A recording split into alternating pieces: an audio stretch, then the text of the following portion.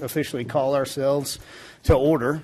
I believe it's Jeff that's here for the invocation, correct? So Correct. let me look here real quick before I get you up. Yeah. It is Jeff. So we're going to ask everybody to rise for the invocation, and then we'll do the pledges. Thank you.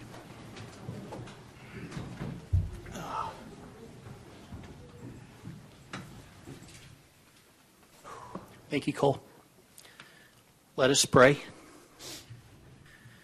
God, we come before you this City Hall meeting today as a city on our knees. We come before you as the people of Amarillo, Texas, and whether we are different races and backgrounds and values and beliefs, we all come together in the name of God with the anthem of hope and unity and in the power of faith to make a difference and create positive change in this world we live in, and especially our community.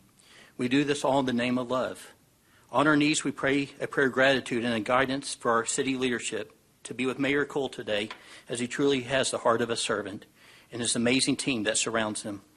May you give them wisdom, direction, encouragement, purpose, plans, and protection, and big dreams for Amarillo. We lift up our family and our friends who make up this great community we live in. Bring us your unity as we seek your safety and protection. Bless our law enforcement and our first responders. We pray for hope, healing, and restoration, and peace and reconciliation, that we learn to love and grow for ourselves and one another. May we ask ourselves daily, how can I serve you? Whether this is our neighbor, our family member, our teammate, our friend, our coworker, our leader, our classmate, our patient, our stranger. As a city, we serve you by serving your people. We ask you to help us with economic prosperity, environmental stewardship, and education in our city. May we bring health and healing to the least of these. We pray to share in your compassion, your service, and your kindness to all. May you bless our meeting today. May you bless Amarillo. May you bless our country during this election year. May we be a city on a hill that shines your light bright. May we love one another. In your name we pray. Amen. Amen. Thank you, Jeff. If y'all would join me with the pledge. I pledge allegiance to the flag of the United States of America and to the republic for which it stands, one nation, under God, indivisible, with liberty and justice for all. And the Texas flag as well. Honor the Texas flag. I pledge allegiance to thee, Texas, one state, under God, one and indivisible. Please be seated. Okay. Mr. City Manager, do you have any announcements today? No, Mayor. Okay. Ms. City Secretary, do you have anything you need to cover? No, Mayor. Okay. We're going to go ahead and ask the City Secretary to read us into public comment and let you guys speak to us on any subject you feel is necessary today. Thank you, Mayor. We have 3 individuals signed up for public comment today.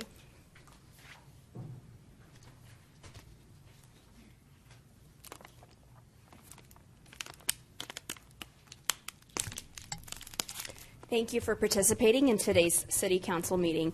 Your input and your opinions are important to us, and we're glad that you're here to share them today. At each posted meeting, we invite our fellow community members to address City Council regarding posted agenda items or topics related to city policy.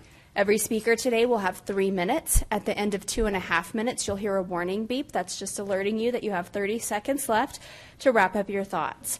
We do have public hearings today, so if you're here to speak on an item with a public hearing, we would kindly request that you speak either during public comment or during the public hearing, but not both, in order to help us keep accurate minutes, and it's your choice at which time you'd like to speak.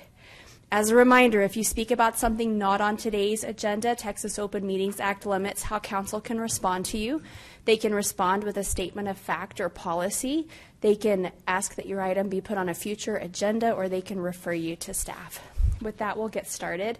When you come to the microphone today, please state your name and whether or not you live in the city limits. Then you may begin addressing council. First today is Keith Grays. After Mr. Grays, on deck will be Michael Ford. Good afternoon to Mayor and Council and secretaries and police people and everybody else.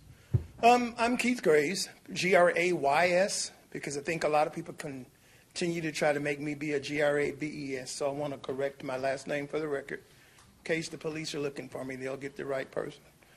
I'm here today to ask you guys to make a decision to demolish 1200 North Monroe, known as the Monroe Apartments. There has been a filibuster, which is, in our opinion, in that community has been a common practice with putting off, leaving these debilitated, dilapidated buildings that are criminal activity, people hiding out.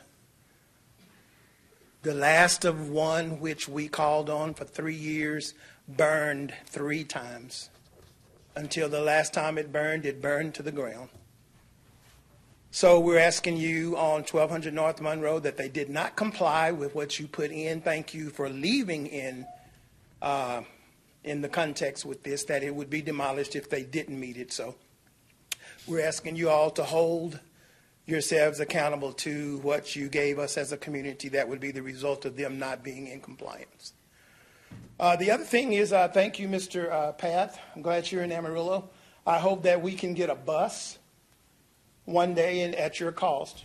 Just use some tax dollars and load some of you guys up and drive you from North Hughes Street to Northwest 24th Street so you can see the conditions of what we live with on a daily basis as taxpayers. It looks like a jungle out of the most unorthodox place you could imagine. We have 2 of the most beautiful taxpayer entities in one city block. Actually 3, Hines Memorial Park, Warford Activity Center, and which you gave $2 million to do. We thank God for that. And then the other one was Hilltop Early Learning, a nice restaurant across the street. You guys have got to help us with some kind of ordinance that with these types of amounts of property value that taxpayers help to support, that you would do something with these dilapidated buildings within, not close proximity, across the street. Sir, when you go see this, you probably will join us in a crying fest. It is a nightmare what these young kids and their parents have to go and drive past every morning to go see and get a decent education. It's not fair. I live 1 block from Carver Academy on Northwest 12th Street. And I thank God for the school district and for the city officials that keep that place a viable, beautiful structure that the taxpayers are proud of. Not the same thing at Northwest 18th Street. I know I'm out of time, but you guys don't believe in eminent or public domain. And you have a cry of people in an area that always talks about gentrification. I don't care what kind of vacation you come with. Help us tear down and build. Thank you. Thank you, sir. Next is Mr. Ford. And after Mr. Ford, on deck will be Jacob Meyer. Mike Ford, Amarillo, Texas. Gentleman makes a very good argument for single-member districts. There should be some representation in every area of town. I'm here to talk. I thought I was going to be talking about one thing. I'm talking about 2 things. The ballot language that you've apparently are resurrecting. It's a very good thing. You really should be considering that. You left out one of the biggest things in the ballot language, which is a $10,000 fine. How can you not advise the taxpayers or the voters that they're going to be fined $10,000 if they violate that, and then they have no recourse if they're found innocent, and they can be charged over and over again. Very simple to fix that. Your ballot measure, council member Tips, you're right, they don't see it. The ballot measure was supposed to describe the entire ordinance in its entirety. The findings, the declarations, the additions to the ordinance, the entire thing. The ballot language was the only thing, the amendments to the ordinance, and that was section C of the ordinance. So those 2 are very different. Your attorney created one mishmash that there's no separation from, and it's a complete mess, and it should be fixed. In regard to what you were just under executive session for, I've come to you, you know this, I've come to you previously on the Kids Inc. issue with AEDC. This city council has made comments that the ADC's project is going to benefit the Kids Inc. project. The assistant city manager has made these statements. The Tiers 3 members have made these statements. It all benefits, but when it comes down to it and we say, oh, that's not lawful, that's a taxpayer vote. You're removing the right of the taxpayers to vote and approve that. Oh, no, that has nothing to do with Kids Inc. Everyone says it has nothing to do with Kids Inc. So I dig a little deeper in AEDC, and every single one of their agenda items, every single one, fails the public notice requirement. Let me ask you this one. Of course, you remember Project 200805. Everyone remembers that one, right? That was discuss, consider, take appropriate action on Project 200805. You remember that one? That was a public notice for the AEDC to consider and vote on and approve Amazon's contribution. And that was under professional and technical services. That's the same NAICS code that I work in, that I consult in. They're a grocery store. They're a Whole Food, they're a wholesale store. Okay? That just this one. There are dozens of them that can be reversed.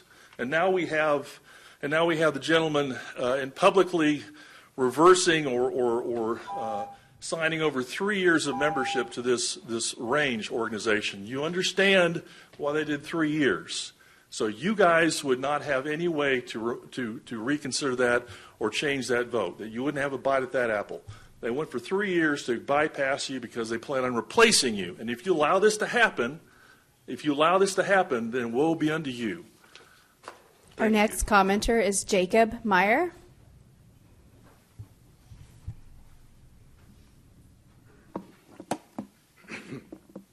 Sorry, I got to adjust the mic a little bit here. Can all hear me good? Yes, sir. If it doesn't fall over. All right. So a lot of y'all know me. My name is Jacob Meyer. I'm the president of the Young Republican chapter here in the Amarillo area. And I'm signed up on 7E because I don't know what you guys are going to do on it. But I do want to say before I get into this on Prop A, I am very glad that you guys are fixing the recall election. I studied political science. I was originally planning on going to law school. I may go one of these days, or I may go to grad school, or I may choose another path. But when I was going through there, I looked at the recall measure here in Amarillo. And our previous mayor, it is my personal opinion that the previous mayor, and you served under her when you were in place 4, right? She was a tyrant. And I don't use that term flippantly. I mean, who bans clapping at city council meetings and then handcuffs a veteran and has him thrown out over it? Only a tyrant would do something like that. That was Ginger Nelson. She was the only mayor, to my knowledge, in the state of Texas that locked the city of Amarillo down, not once, I mean fully, like full lockdown, not once, but twice. And then the cherry on top of her administration was the illegal tax increase that got her pretty much to not run again, and got the previous city manager unanimously fired. So I don't mean that flippantly when I say she was a tyrant. I do believe that we need a good recall process.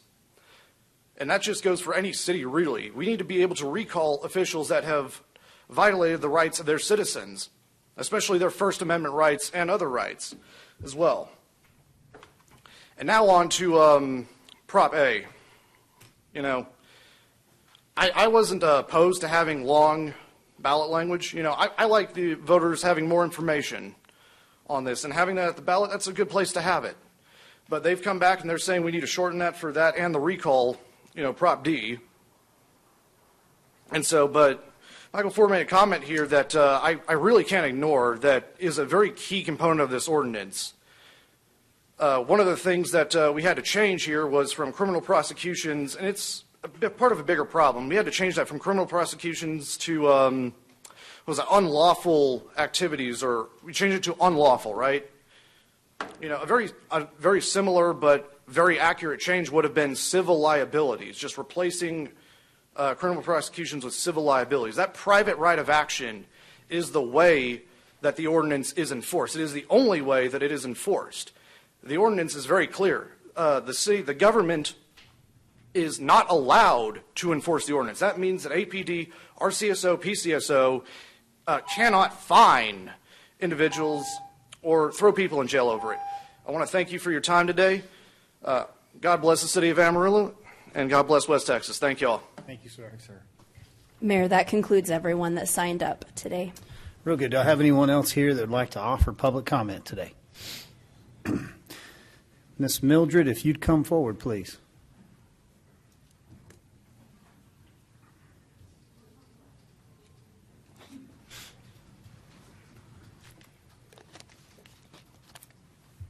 Good afternoon. Mildred Dorton, North Heights. I wholeheartedly agree with everything Mr. Gray said. We need to improve North Heights in more ways than one. Our tax dollars are being shifted across town, fees, drainage fee in particular. We don't have a drainage problem in North Heights. But if you so desire, put another fee on that water bill to take care of some of the things that's needed in North Heights. I don't mind paying taxes. I know what tax dollars are supposed to do. Everything Keith said was the truth, and it's been the truth for years. I grew up in North Heights from 1959 to 1979. There has been no needle change. The needle does not change in North Heights. And when the question was asked years ago, why are we repairing and replacing infrastructure in communities that's less than 5 years old, but we're not doing anything in our older neighborhoods? Answer that question. Do something about it. Thank you. Thank you, ma'am. Okay, do I have anyone else here that would like to give public comment? All right, we're going to go ahead and continue forward with our meeting. I appreciate everyone for being here and speaking today. We will move on to a review. Council, do you have anything you need further information on for item 7A? No, sir. Okay. Item 7B, do we have Michael Price here today for our Every Drop Counts calendar contest winners? Oh, you're up. Come on up, sir.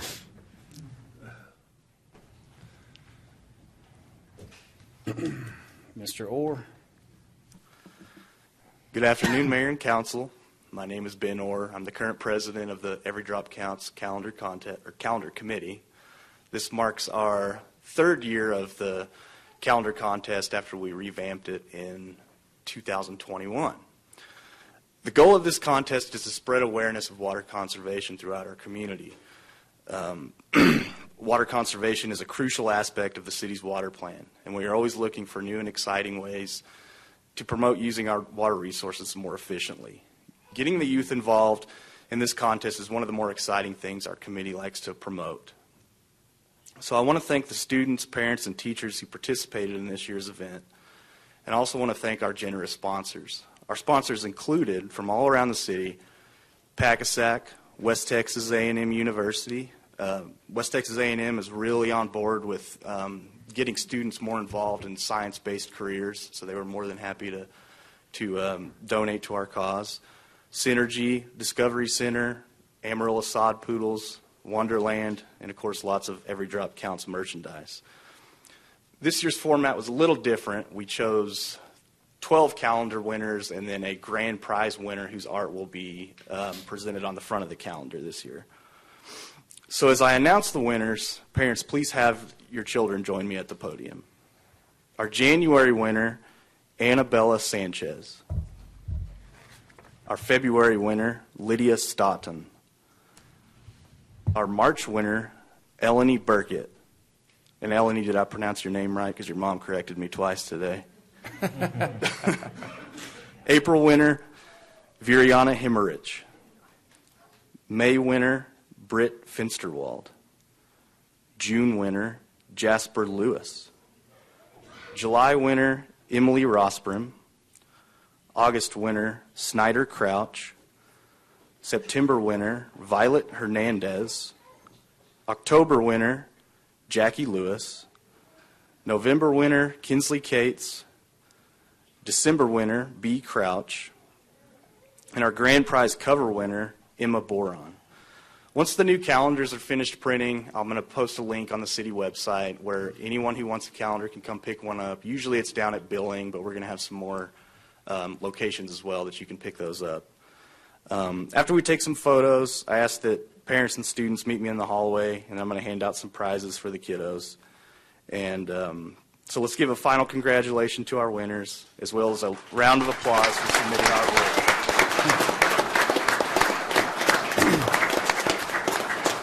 Now, Mayor Stanley, I didn't ask you directly, but if you could come down and take some photos with us, because Shiloh said it'd be okay. We'll come down. Great job, Ben. If anyone has a victory acceptance speech you'd like to give while we get down there. Yeah, anybody?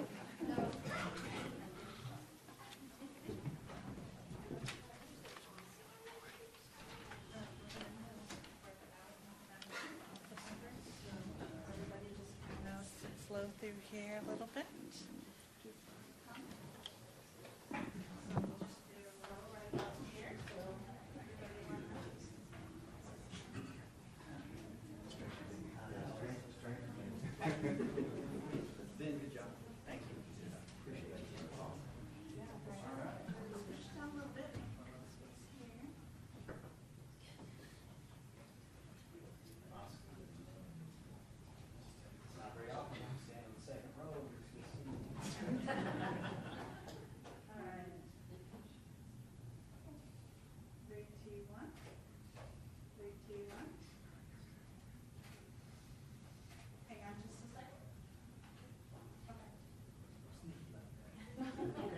Hey, thanks. One more round of applause. Thank you, parents.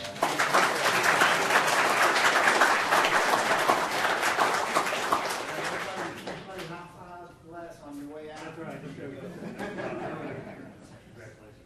Thank you. Thank you. Make it count.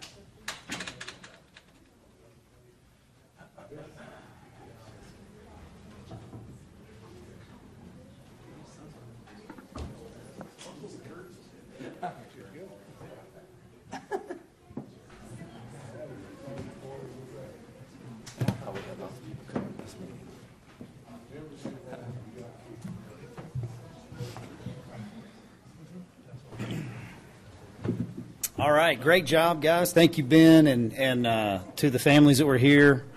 It's been a long time since Councilman Simpson felt that much love in the chambers, so we appreciate the kids once again. Moving us along to item 7C, our 911 nurse navigation program. There's the good doctor right there, sir, if you don't mind taking us into this one. Absolutely. Thank you, Mayor, council members. My name is Dr. Jared Troutman. I stand before you today as the EMS Medical Director for the City of Amarillo and want to give you a little information about a 911 nurse navigation program. Just to level set, you'll see Global Medical Response up there. That's the parent company of Amarillo Medical Services, which is the contracted partner to provide EMS services in the city. They are the largest provider of EMS systems across the entire U.S. So what is 911 nurse navigation? So what we've learned through the years is patients call 911 for all sorts of problems, and they just look for solutions to those problems. And they're sometimes low acuity, and we've learned that through studying why patients call that. And today, the only resource we have is to send potentially a fire engine, potentially an ambulance, and then take them to an emergency department. When sometimes they may be calling, just they don't know what to do. They may be out of medications. They may have fallen, hurt their foot, and have a very minor ailment. But could we do something a little bit different than to take them to those places? Because when we think about this, that potentially burdens them with excessive medical bills. It's expensive to go for an ambulance ride or to go to an emergency department. And that's appropriate when it's needed, but is it the right thing to do when it's potentially not needed? Additionally, our EMS and fire sources are a precious resource. We want those available for the next bad car wreck, the next heart attack, the next cardiac arrest. It's important to have those providers ready to get to that next patient. And lastly, our hospital partners not only care for our patients here in the city, but the entire region. And sometimes they could use some help not having those low acuity patients come and see them. So essentially the solution to this problem is to perform an enhanced screening process through the 911 caller and then offer alternative destinations and alternative care modules in a clinical safe way to the patient. Also, I want to mention that this has been talked extensively with our partners with the Amarillo Fire Department, Amarillo Medical Services, myself as the medical director, and also our local healthcare systems, and everyone has shown support for this and believe it's good for our citizens and our community. A couple slides on how the system works. That top line is what happens today. If somebody calls 911 and the AECC talks to them, there is an international triage process that they go through. They ask questions, and the idea is to figure out, is this a very high acuity call? Is there a life threat? Are they breathing? Are they potentially in cardiac arrest? Is this a major trauma? And as soon as we figure that out, we send all the available resources. We may send captain trucks and paramedics on engines. We send ambulances, supervisor. We send all the resources that that patient and citizen deserves. However, as we ask more questions and decide it's low acuity, what we still do today is we may just send an ambulance. And again, all they can do is put the patient in the back and take them to the emergency department.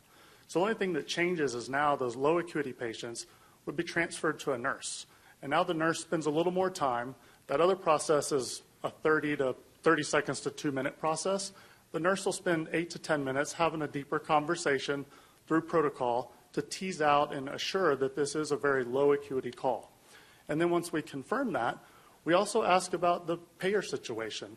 Do you have insurance? Do you not? What kind of insurance do you have? Because if it is low acuity, it's also important to match that patient to the right in-network type resource so that they won't be burdened with additional medical debt.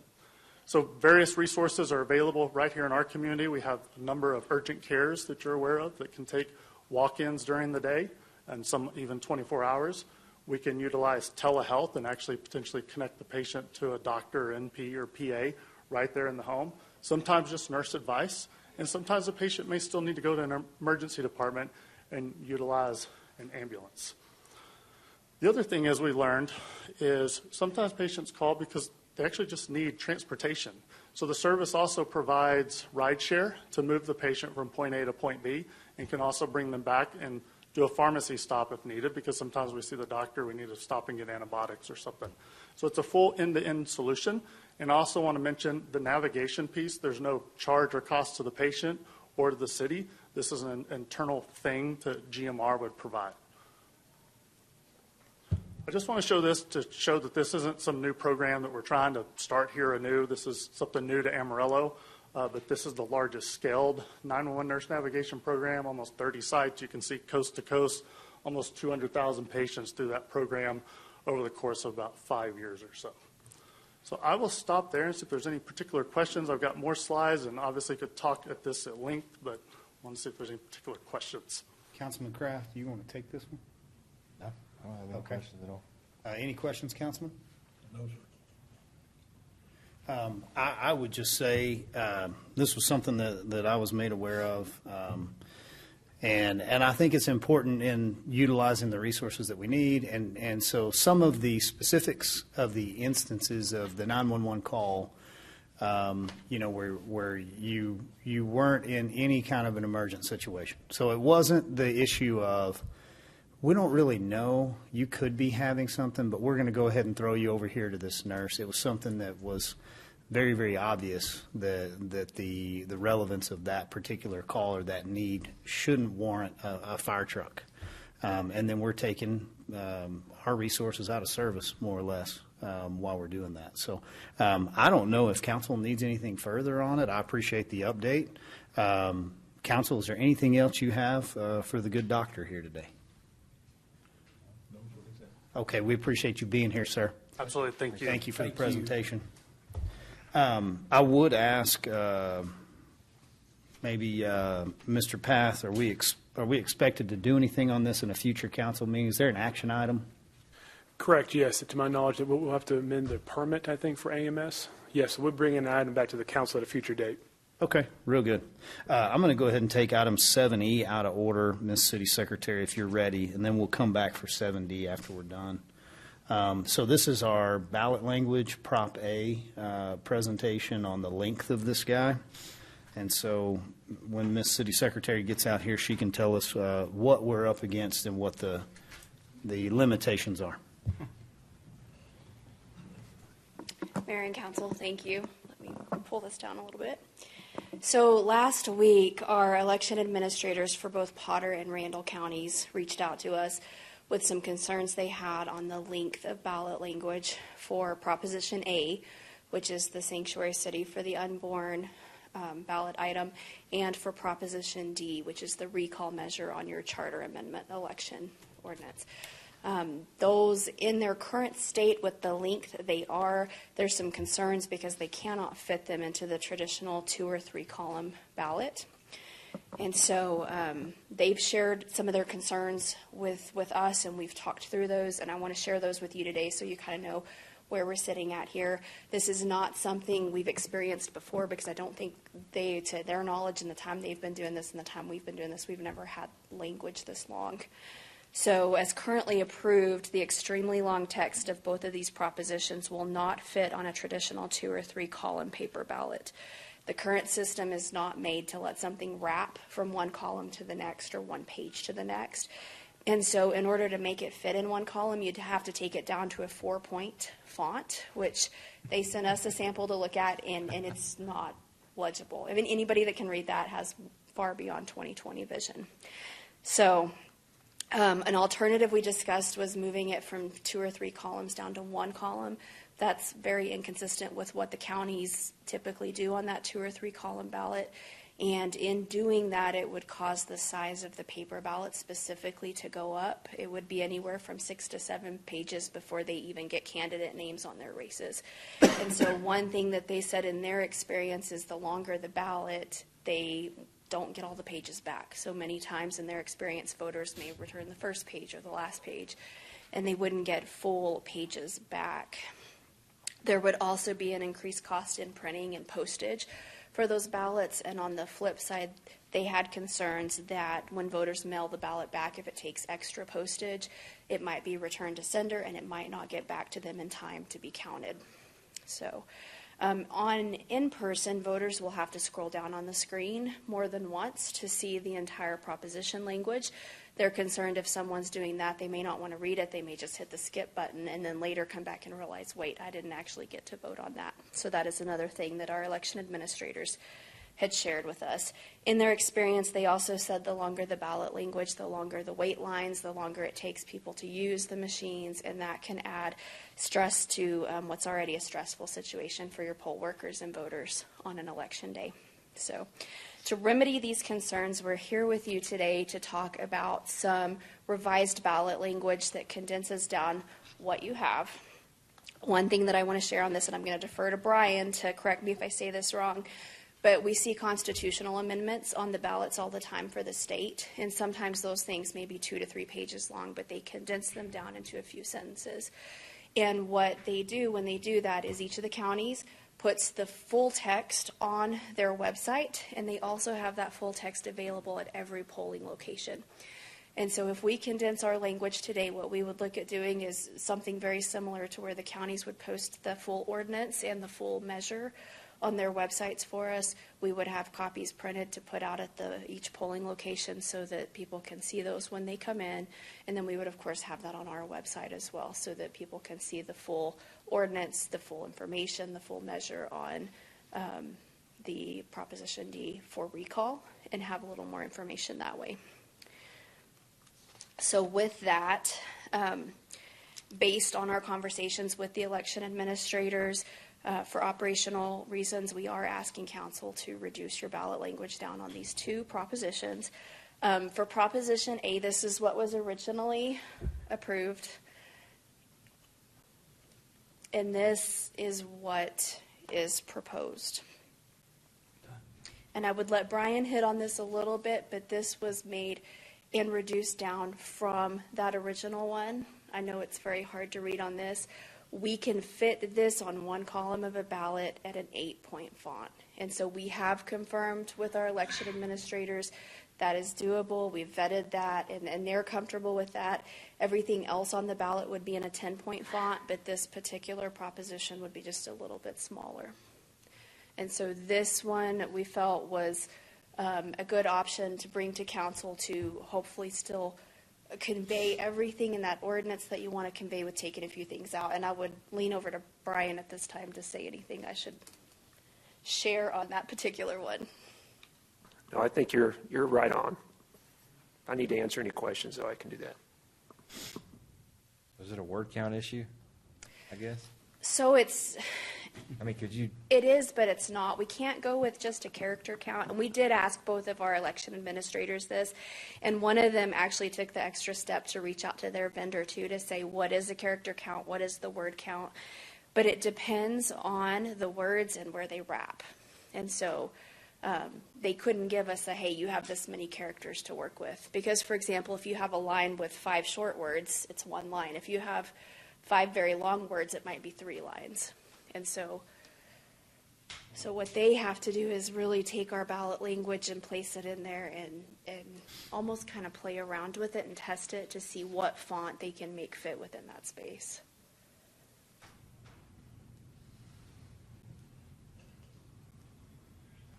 Hey, work this one up, Brian? What's that? Did you work on this one? I did. This is originally Mr. Hyde's right. Remember, proposition language does not have to have the entire measure in it. It just has to identify the measure. And that's what the state normally does on any amendment. And so what you've done is just reduce the language to still capture the essence of what the measure is, which is what the Supreme Court of the state of Texas has said you must do. So it must substantially submit the measure to the voters. And this particular version still has all of the operative points in it that this council, in past discussions, had noted were very important to them. So. And the measure and the full language would be readily available on the website, at the polling places, It would all be, of it. yes. And we would take that measure directly out of ordinance, or excuse me, for Sanctuary City, for Proposition A, would take it directly out of the resolution that we passed at the last meeting. And we would put that on the front page and put the full 18-page ordinance right behind it. And recall, with an initiative petition, it just is what it is. And so that's what you're trying to capture here is just what the petition is in its essence. That's all you're trying to do. Did you look at any of the other cities that have done this? Or have proposed it, or? We looked at Lubbock. And so is it similar? On Lubbock, they had a very shortened one, and we brought up an example like that we could show council, but we felt that y'all might want more detail to where we could keep it as informational as possible. If you'd like to see that one, Councilmember Tips, we can pull it up on the screen and show you. Yeah, I don't think it'd be apples to apples because Lubbock ordinance was far different than this one. So this one's, I think, a lot more robust than what Lubbock had. Was it the Lubbock County or Lubbock? This was the city of Lubbock. City of Lubbock. That was even before Roe v. Wade. Right. So I thought we had a deadline. Wasn't there a deadline to? So you had a deadline to call the election of August 19th. Once it's called, you can make a change to your ballot language. We just had to have it called. What's the latest date you can amend the ballot language? We've got to have it done. In talking with our election administrators, we can't go any later than September 10th. So they've been very gracious to work with us and kind of push their deadlines a little bit.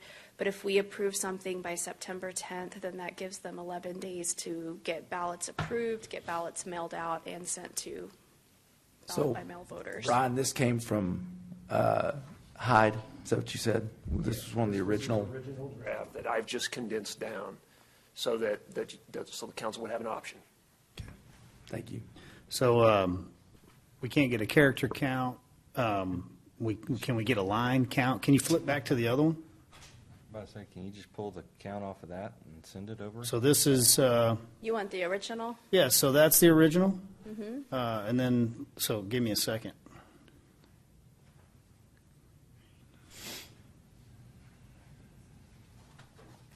Well, and a line count doesn't work because you don't know where your lines are going to break. You don't know where it's going to move from one word Okay. to the next. Let me look at the next one, please.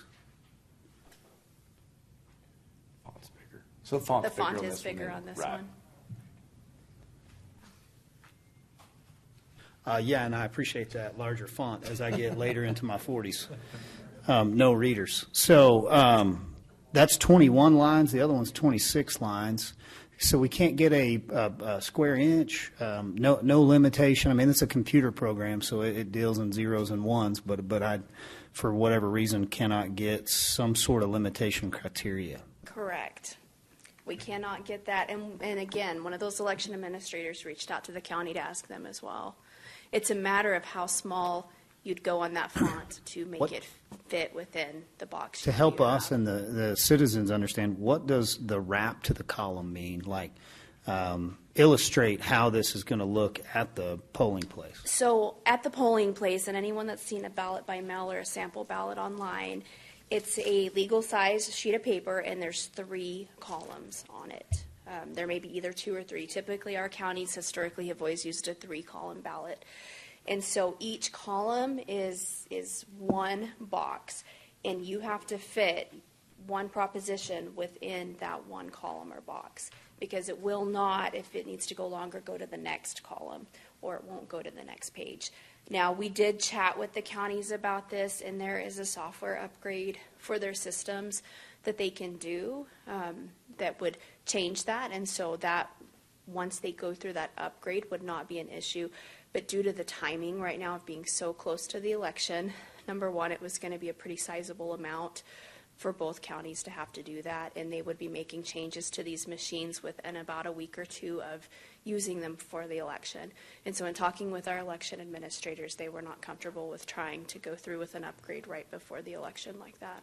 Councilman Kraft, was it you that wanted to remove the declarations in order to speak to what the change in the law or the ordinance would be? Yeah, it's more objective and more stuff on there. So I greatly appreciate what Brian's done for us, but we don't have an action item on this one today, even though this discussion follows up with the recall Measure D, I think, or Prop D.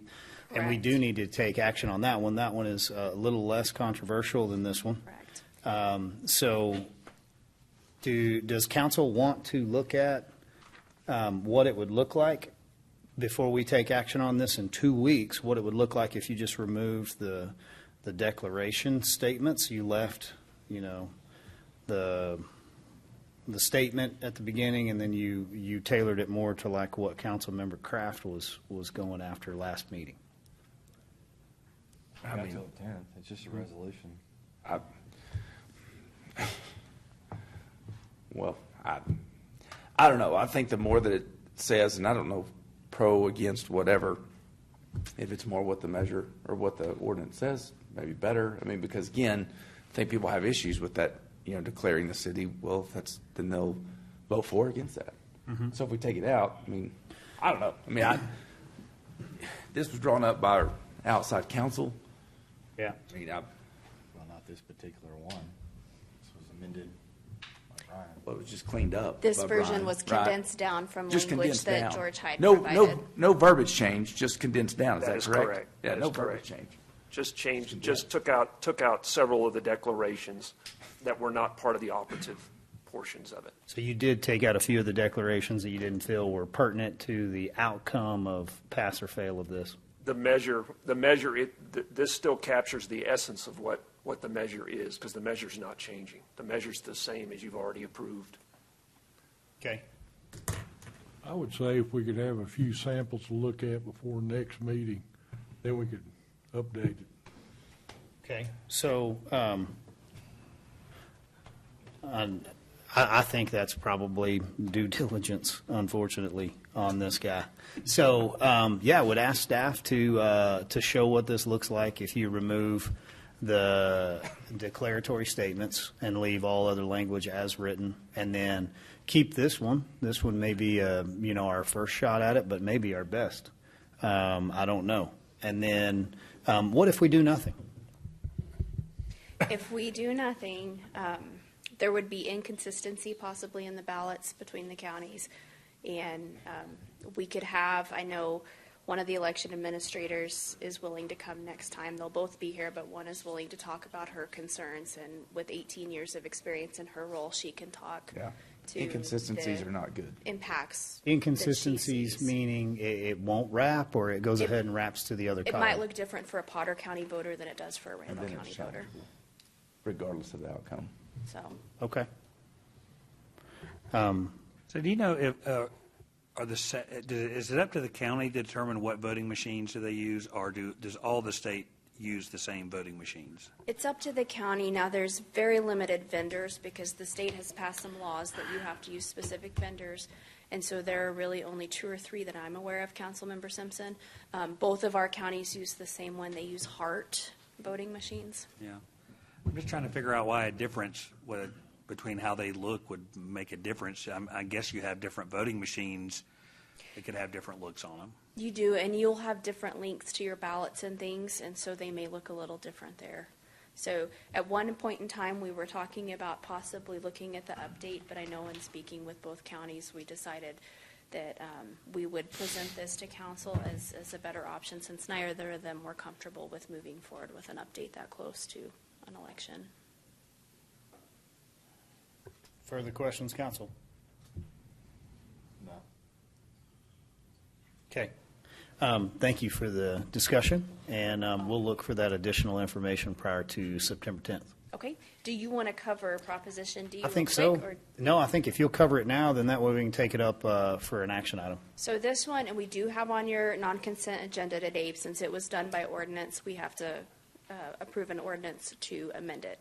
So today would be your first reading, and then we would bring back that second reading with any changes you may want on September 10th. This is your current ballot language. And again, this was information that was drafted by Mr. Hyde and our consultant, Baker Tilly, as part of that process. And then Brian has taken that and condensed it down to this version right here.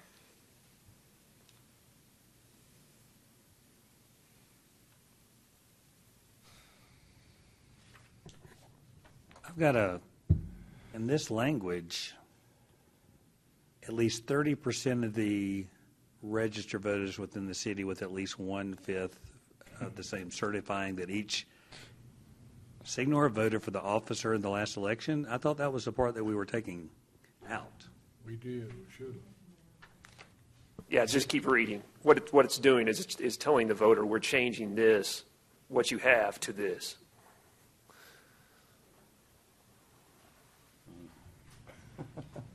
That's not confusing at all.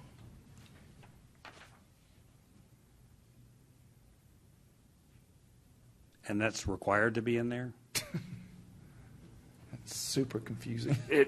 That was the language that was approved. By whom? Mr. Hyde. Oh, that's super confusing. Lots of math going on there.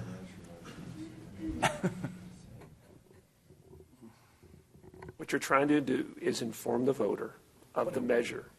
You're trying to identify what the measure is. The measure is much longer. So what you're trying to do is identify the change that you're making so that it gives them some context. And then you're trying to, obviously the goal is to substantially submit the measure so that the voters can vote on it. You're capturing the essence of what the measure is. So that's why it's drafted that way. It might be hard to have context for a recall without it. Can you go back to that next one, or that previous one, Stephanie? Ugh.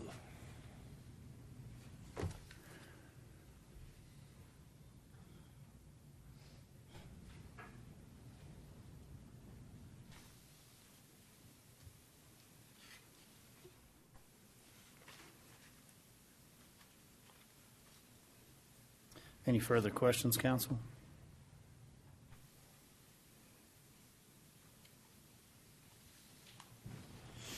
So you cut the vacate part out, but that all stays in the measure. So all that language that we needed, still there, just not in the prop. So we're still getting all the outcomes that we needed. Absolutely. Okay. Absolutely. Okay, really good. Any other questions for Ms. City Secretary? Okay. Thank you, Mrs. Coggins. We're going to go back to item 7D so we don't skip that one altogether. Any future agenda item requests from council? Okay. We're going to go ahead and move on to our consent agenda. No problem. And do I have anything that council would need to pull off of the consent agenda for further discussion?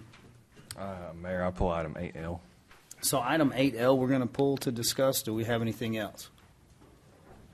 Knowing what item 8L is, I'm going to recommend that we vote on that one independently. And so we could go ahead and move forward with the rest of the consent agenda as presented, excluding item 8L, unless council has anything else they need to pull out.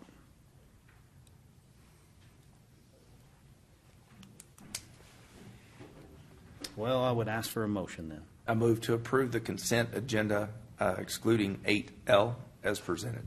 Second. I have a motion and a second. All in favor, please say aye. Aye. Any opposed? Consent agenda passes as amended. We'll go ahead and pull up item 8L here. So what we're looking at here, I'll just read it so we don't have to get anybody back out there. It's our airport marketing and advertising service. We have a 3-year advertising services contract, and it's being awarded to No Box Creative. It's roughly $1 million contract, but it's $360,000 annually. And it's paid for out of our airport operating fund and reserves, and so revenues, I shouldn't say reserves. Councilmember Kraft, what issues do you have with this? I'll just be abstaining from that vote. Okay, so you have you will abstain from that vote? Direct conflict. You have a conflict, okay? Yes. Councilman Simpson, you'll abstain from that as well? Okay. Do I have anything that we need to ask on this, or are we good just with those abstentions? Well, I'd like to, I'm just curious what this entails. I mean, a $360,000 advertising contract for the airport. I'm curious. I get that it says media purchases, digital campaigns, websites, social media. We had one prior, I think, that we had a Sod Poodles, an agreement with Sod Poodles that I guess that was part of the advertising that we had redirected. So I'm just kind of curious what goes into this. Mr. Connor, if you want to tell us what you're used to, maybe kind of how it's been done in the past. Is this a renewal? What process have you gone through? Sure. So this went through an RFP process. We had 5 companies that proposed different amounts and different things to us, and No Box was the chosen one out of all 5. So previously we had a contract that was with a different company, and they provided the same type of services as this contract. The only real difference here is that you have, instead of the airport, or instead of the contractor only providing the services of the creative writing, setting up the graphics, coordinating with the television stations, radio stations, and other media, doing social media and all that. This contract also includes the actual contracting with those media outlets. So rather than having to go back to the airport for additional approvals on all that stuff, they would just contract with them. So essentially, the contractor would propose, like the television station, they would propose a certain amount of advertising for a certain campaign that would then go through No Box. No Box would give that information to me, say, are you good with it? Do you approve that set? We would go back to them, say yes or no. Assuming that was yes, then they would just contract with that station rather than having to go past me, go to Floyd or others for approval additionally, and then have it go through our purchasing process in addition to having to go through No Box. So that's really why there's the additional cost, because it's not just the cost of No Box services, which is, by the way, $30,000 less than the previous contractor. So it allows us to actually do more advertising for about the same amount of money. So is this normal in the budget? I mean, we usually spend roughly $360,000 to advertise. Correct. Yeah, that's what we spent in the past. Now, last year we spent almost nothing because we had to allow for bond issue payments and that type of thing. So we reduced that to near nothing. But we still had some minor just to accommodate the contract that we already had. Did you see any reduction in travel or usage of the airport when you spent nothing in advertising? Well, that has yet to be seen because people book far in advance, so it's really hard to tell whether it was reduced or not. That won't be necessarily seen till this coming fall, actually. So we can't compare year over year to date? Not yet. What I can compare is, 2016, 2019 to this past year, where we went from about $344,000 employments in 2016 to over 406,000 in last year. I guess I'm just curious. I mean, in business, the reason for advertising or marketing, when you have a monopoly, you don't really have to do a lot. It's like you don't. I don't mean that in any way, but if somebody wants to travel out of Amarillo, they don't want to fly. Sure. Yeah, there are a lot of reasons for advertising at an airport. I have a paper here. I don't know if you received copies of it. Have you received copies of it? If not, I'll give them to you now. You can look at it. There's on this page, there's about 16 other airports listed, and the amount of money that they spend on advertising. They're all sort of similar in passenger employments that we have at the airport here. So you can kind of see it's sort of all over the place. But reasons for airport advertising include keeping the public aware of available destinations, getting the word out about new service and new destinations, and influencing people to fly instead of drive, which is really our biggest issue because people in Texas love to drive. So we're trying to convert all the people who drive to fly. All right. And then simply keeping the thought of flying from a particular airport in the public mind by painting a positive picture of the airport and the airlines that fly there. So there's a lot to it. It's very complicated. It's a complicated thing. It's not always easy to find what the exact effect is, but I think you can also see that a lot of airports are spending a lot of money on advertising, and we think that it has a really positive effect because when I first got here, the numbers were pretty flatlined, and since 2017, we've been growing at a pretty good rate, so minus some COVID years. But yeah, so there's no national association that promotes flying versus driving. Not in that respect. There's no. It's up to the individual airports to get that message across. Correct. That's what you're saying. And the airlines used to do a lot of that marketing themselves, but they don't anymore. So it's very rare that you'll see an advertising set on television or radio that is actually promoted strictly from the airline itself. The airlines have actually taken that and said, we want the airports to do it instead. So, and there's a lot of FAA rules behind all that reasoning, but. And where do y'all advertise? And please hear me say, I'm just coming from a business. I've never seen an advertisement for Amarillo National Airport. Okay. Quite a few. We've had a bad firm. Maybe we need a new one. But I guess I just haven't seen it. And when I go to travel, pull this out, go to the airline I'm doing, search, my destination, where I'm coming from, my destination. It has no bearing on an airport. I may be rare, but it's just going to be.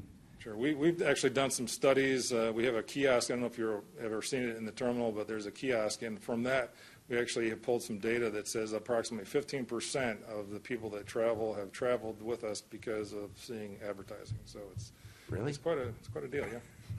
I'm not joking. I guess floors me that you would.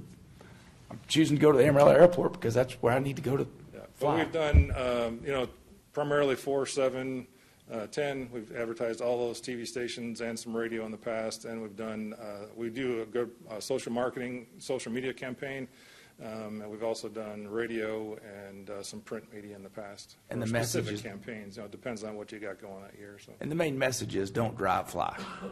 It's easier. Yep. That's the main message we push, not that we offer a different experience at the Amarillo National Airport. Or, it's nothing about that. It's just drive, don't fly. We try to keep it pretty simple. There's different themes to each campaign as in any advertising campaign, but we try to keep it fresh. So, I think what Councilman Tips is saying, like a good neighbor, our Amarillo Airport is there for you. Right. Is that?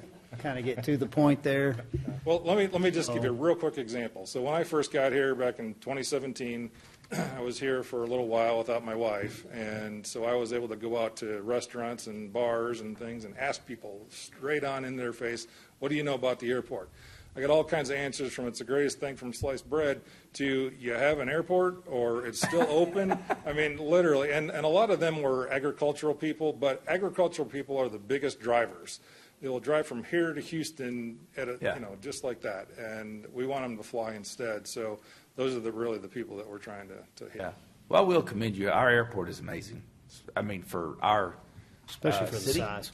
Yeah. Gosh, I mean, it is amazing. Go to Lubbock. Golly. Yeah, it's a great airport. We appreciate that. Do you think the airlines might participate in this budget? No, they will not at all. They would rather have it the other way They around. ask us to participate, giving them millions of dollars to come in here. Right. I mean, they figure that they're paying for it in the fees that they pay, Okay. so, which are millions of dollars. Any further questions for Mr. Connor? No, and I guess, yes. This is, like you said, minus last year. This is pretty normal. Your marketing budget's been pretty flat. The previous year, our budget was 360, so, yeah. And you see a return on investment on that. Yes, sir. Do we advertise in small towns? Where do we go? I mean, like you said, it made it rural. For all the TV stations and the radio stations generally hit pretty far. So it just seems like a lot for not a lot of bang for my buck, But anyway, okay, I'm done. Thank you. Okay, good questions. Always good discussion up here. Item 8L is ready for a motion, but preferably with one of us three that is still voting. I'll make a motion, we accept 8L as stated. I have a motion and a second, or I don't have a second. I have a motion. Do I hear a second? I'll second. Oh, I have a motion and a second. All in favor, please say aye. Aye. Any opposed? Item 8L passes, so we will now move along to our non-consent agenda. We're making pretty good timing. I'm just going to keep us moving here in the hopes that we would actually get through one of our business meetings here today without a restroom break. We'll see. Item 9A, is that Mr. Kendrick? Are you coming up here, Brady? Walk us through this one, please, sir. Good afternoon, Mayor and Council. 9A is a public hearing and a consideration of an ordinance that is rezoning 12.48 acres of land that is unplatted in Randall County, Texas, in the vicinity of Town Square Boulevard and Soncy Road to rezone from agricultural district to general retail district. And the applicant is Furman Land Surveyors, Inc. for the Emmeline Bush O'Brien Marsh Trust. And like I said, they're rezoning the general retail to develop this tract with a handful of retail uses. I know they have a couple that are under active development at this time, so this is the first step before they can move along the platting and ultimately site plan design. The request was found to conform with city plans, place types, and the complete neighborhood scenario for this area. And planning and zoning also found that given the existing zoning and development patterns in this area along the periphery of the Town Square subdivision, they felt it was a logical zoning district to establish in this area. We sent notices as required by state law and have not received any comments as of this meeting today. And Planning and Zoning Commission recommended approval with a 7-0 vote to approve this item. Any questions for Mr. Kendrick? Yes, sir. Let me double check myself. This is not a public hearing? This is a public hearing. Okay, I would now go ahead and open a public hearing. Do I have anyone here that would like to speak for or against this item? Seeing no one, we'll close the public hearing. Do I hear a motion on item 9A? I'll make a motion, we accept ordinance 8147. Second. Have a motion and a second. Any further discussion? All in favor, please say aye. Aye. Any opposed? Item passes. We'll move on to item 9B. Mr. Kendrick, you're back up. 9B is a public hearing and consideration of ordinance 8148. This is to Consider the vacation of a 0.388 acre portion of public right-of-way being the remaining portion of North Wilson Street that is located between blocks 1 and 2 of Everstrat's subdivision of blocks 270 and 277 of Holland's Addition. This is in the vicinity of Northeast 5th Avenue and North William Street, and the applicants are Fabian Alvarez and Jose Silvestre. And they are wanting to develop commercial sites on both sides of this street that was never constructed, and is the reason for the request. The city and utility companies both reviewed this segment of street, and there are no utilities located in this street segment, so there is not a need to retain public utility easements for this item. Additionally, the traffic engineer and others looked at this as well, and they said it's highly unlikely that we would ever want to develop this street segment. Given how the Ross Street developed on the south end of this would create an unsafe intersection, and it's something that they felt comfortable with abandoning. On this item in particular, since there was no easement retention, the applicant did pay $5,800 to the city, which was the fair market value as established by an appraisal on the property. So the city has received that payment for this item. We did send public notices, and no comments were received on this, and Planning and Zoning recommended approval of this item with a 7-0 vote as well. Questions for Mr. Kendrick? Okay, I will open a public hearing on item 9B. Anyone care to speak for or against this item? Seeing no one here to speak, we'll close the public hearing, and I would ask for a motion. I move to adopt ordinance number 8148. Second. I have a motion and a second from the right side. All in favor, please say aye. Aye. Any opposed? Motion passes. Item 9C, Brady, one more time. So 9C is the consideration of Resolution 8-27-24-3. This is a resolution to set the date, time, and place for a public hearing on a proposed annexation of 203.80 acres of land being unplatted land in the west 50 feet of Tartar Avenue as dedicated in Sonsi Park Unit Number 10. This is all located in Section 62, Block 9 of Randall County, Texas, in the vicinity of Southwest 45th Avenue and Sonsi Road. And the applicant is Atterbury AG Testimony Trust. And this resolution would also authorize the city manager to sign and execute the agreed service plan. Like on other annexations recently, this is just a formal step to set the date and time and place of the public hearing, which we are proposing to be September 10th at 3 p.m., which is your next regularly scheduled meeting to consider this annexation. And as a reminder, the service plan only becomes binding and in effect if you all choose to approve that annexation and also go through with the second hearing on that annexation. State law requires that that service plan be executed by both parties before you all consider it. And at this stage, that service plan has been negotiated between city staff and the property owner. Legal department also reviewed it and found it to be in good order. So staff feels that this item is at a place where it is ready to set that public hearing for this proposed annexation. And then just the developer, if annexed, intends to develop this area with a multi-phase multifamily development with also some green space that would serve future residents if annexed. So that is all I have, unless you have questions for me. Questions for our senior planner? Not this time. Okay. Thank you, Brady. No problem. Would ask for a motion on item 9C then. I move to adopt resolution number 08-27-24-3 as presented. Second.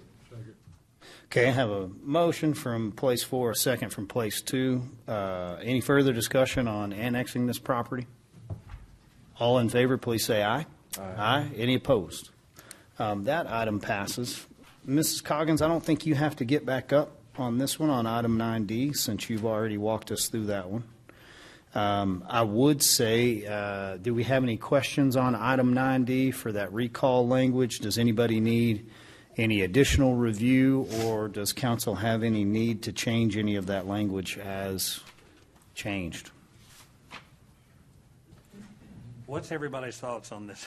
I mean, again, I'm not clear on whether we have to put in what the current law is or not, but I don't know if anybody has any thoughts about leaving the 1/5 in. Does it have to be there? I mean, if it's required, it has to be there, then then I guess we need it to stay, but.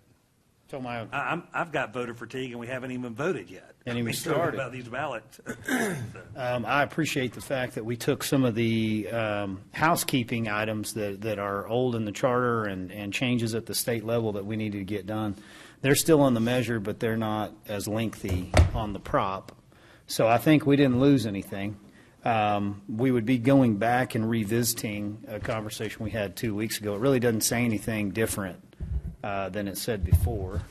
So we're giving it a second look. I understand it as much as anybody, and I agree with you. It's not the easiest thing to understand or sift through, but it's all state language.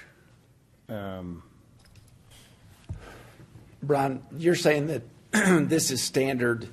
It states what it was and then what this would be changed. Is that correct? You're saying that's standard ballot language. Once again, when you say standard, it depends on what it is, right?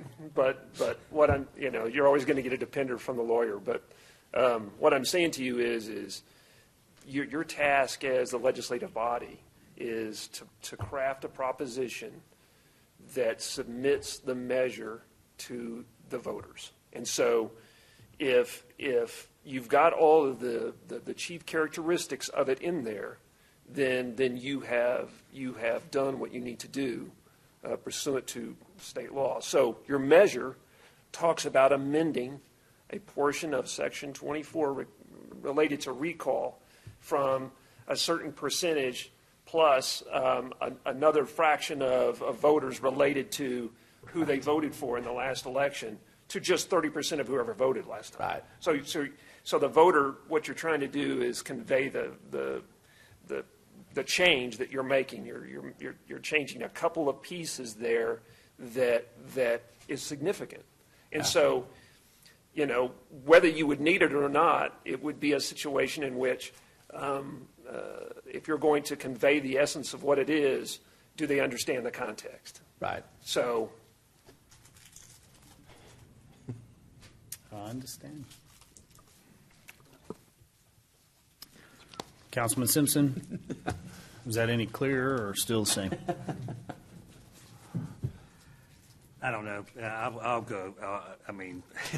At this point, I don't understand why you can't say, to change the recall procedures. I'm trying to pick it up here, that you have to get 30% of the number of votes cast in the last election. I just, if we need to include what the current law is, and that's a requirement, but I just can't. I'm not hearing anything that says it's a requirement. So I guess it's just that council's prerogative as to whether we would want to leave it in there or not. I think you're right. Yeah. Well, it's really confusing. I will say that. I know it's proposition language. It's not always the easiest thing to capture. So historically, that is true as well. Do we have the same September 10th deadline on this? Or? This one is an ordinance, not a resolution, so it'll require first and a second reading. So we have to take action on this today and on the 10th. However, if you needed to amend something, you could do it up until the 10th, as long as we take action on it here today. Did I say that correctly? Okay. You're correct, Mayor. Any further discussion on 9D? Okay, I'm going to ask for a motion on item 9D, and we'll complete this one. I move to adopt ordinance number 8144. 49. Oh, 49? Yes, 8149. 8149. Which one was 44? If I can, 8144 was your original ordinance. 8149 amends 8144 just to change that ballot language. Okay. So correction, I move to adopt ordinance number 8149. Have a motion. Do I have a second? Second. I have a motion and a second. All in favor, please say aye. Aye. Any opposed? Item 9D passes. Well, we can come back. We are ready to adjourn this meeting, and then we're going to step back into exec. So, council, you're adjourned for today. Thank you guys for all being here. We'll see you in exec.